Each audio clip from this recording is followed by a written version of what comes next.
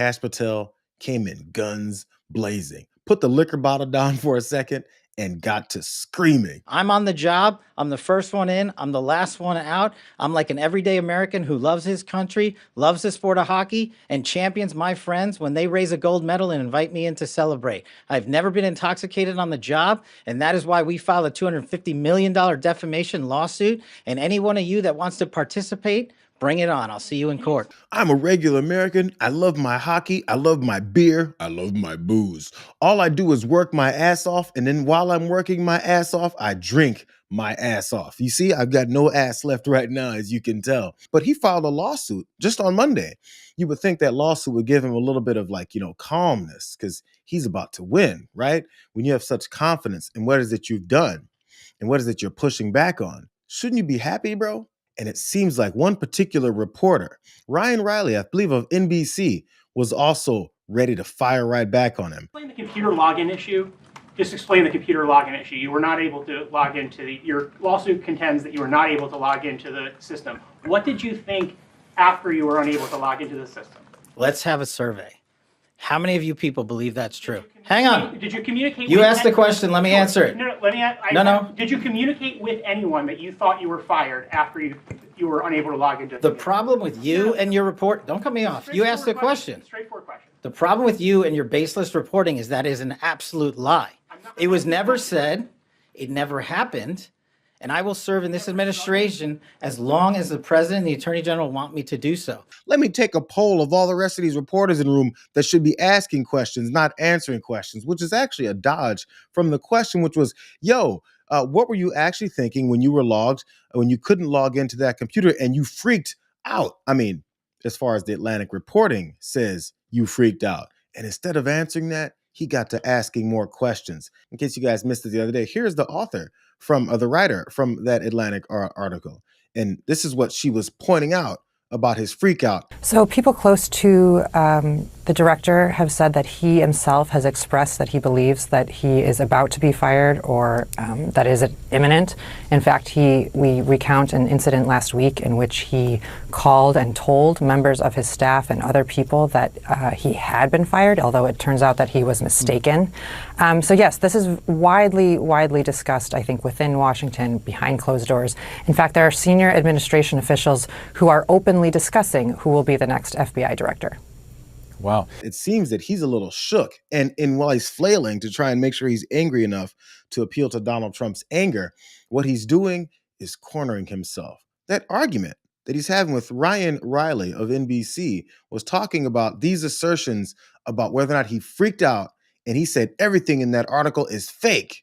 I was never logged out. I was never having trouble getting logged in. There's a small problem with that.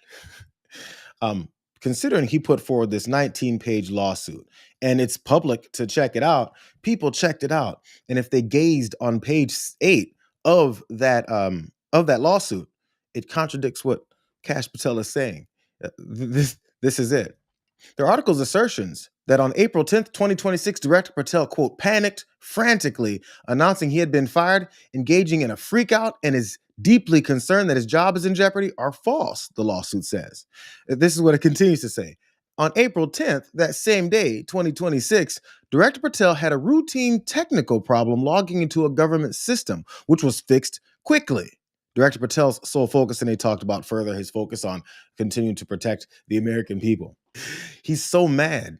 He's so ready to jump on things. He's so ready to bark and yell and try to impress Donald Trump that he forgot in his own lawsuit, which he's denying, said that he was having problems logging in. He admitted he was having problems logging in. It was a technical error. But since that reporter was asking him about his freak out, he was too busy focused on that to realize that he's contradicting his own lawsuit and saying that, yes, as a matter of fact, you were having issues logging in.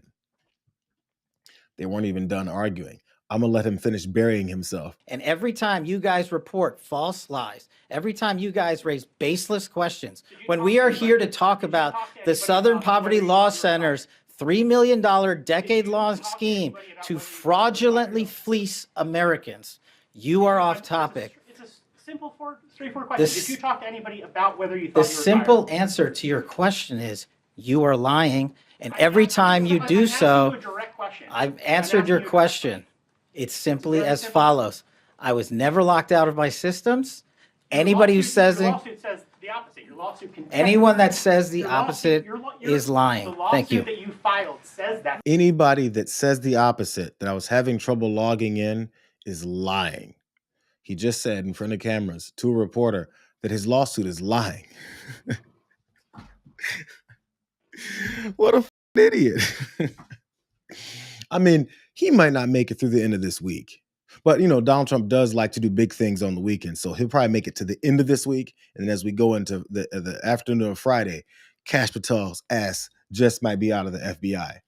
But you guys did see Todd Blanche, now the acting director of the acting attorney general here, standing next to Kash Patel as he was burying himself. Man, this man had a shovel and he was throwing it over both shoulders, getting deeper and deeper. And so Todd Blanche was like, I've been here before.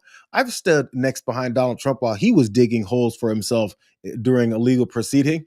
And I'm used to jumping in and saving his ass. So, as in usual form, Todd Blanche got in and tried to get to save it. Look, man, stop. You're being extraordinarily rude. And I know maybe that's part of your profession, but please just stop. If you ask a question, he can answer it. And then wait, now you're interrupting me. Like, just a little bit of respect, man. Just a tiny little bit. Try it sometime. Go ahead.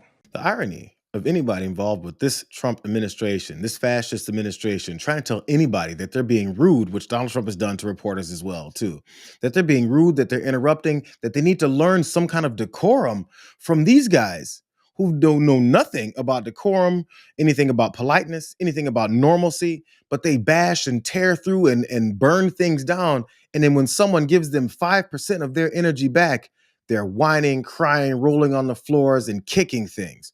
What little bitches these guys are. Because what he realized was Kash Patel is kicking his own ass right now. But he wasn't even the only reporter that he yelled at. Patel, I do want to give you an opportunity to respond directly to the allegations in the Atlantic article that your unexplained absences created a national security risk. And beyond that, can you say definitively that you have not been intoxicated or absent during your tenure as FBI director? I can say unequivocally that I never listen to the fake news mafia. And as when they get louder, it just means I'm doing my job.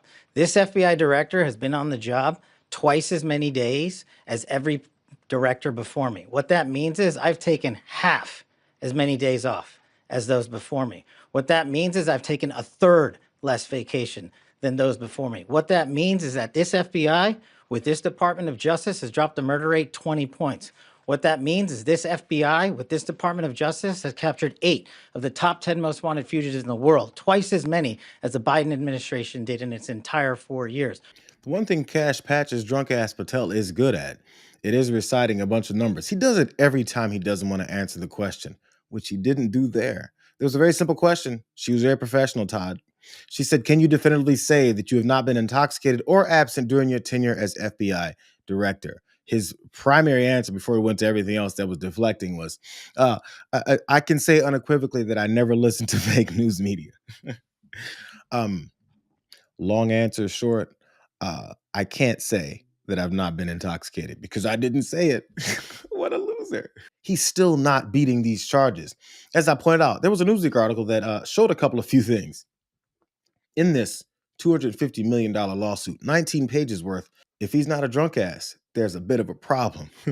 The defamation lawsuit filed this week by Kash Patel against The Atlantic contains multiple spelling and copy editing errors, including misspelled words and formatting inconsistencies in passages, sharply criticizing the magazine's journalistic standards. The irony is on top of irony. I'm not sure if he wrote this himself. I'm not sure if he got some help with part of the 19 pages that he had to write, but I do know one thing. If you're trying to beat the charges of being a drunk, and then you file his lawsuit very quickly and angrily, and you have a bunch of typos and misspellings all through it, it doesn't make you look all that good. More, court filings are typically reviewed by multiple attorneys before submission, making these kinds of errors notable, particularly in a high-profile case involving the director of the FBI in one of the country's most prominent magazines.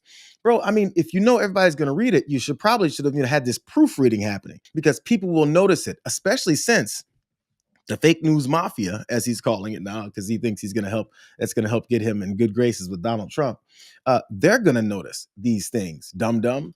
Let's see some of these typos that he had because he was hastily doing it, or he spilled his beer on it. The 19-page complaint contains several clear spelling mistakes. These are the three. Feeble, F-E-A-B-L-E, instead of feeble, spelled correctly, used to describe what the lawsuit calls the Atlantic's attempt to downplay partisan animus.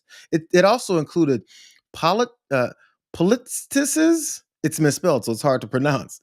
Instead of policies, in a passage accusing the magazine of ignoring its own editorial rules. And lastly, decust instead of disgust. Not the kind of disgust that people have when they're looking at Kash Patel's face, but when they discuss something. It did go on to say, and to be fair, typos in a lawsuit and inconsistencies like that aren't going to null and void the lawsuit. We get it. It's just embarrassing, especially when the lawsuit is about a magazine and a writer's editorial practices and their professionalism.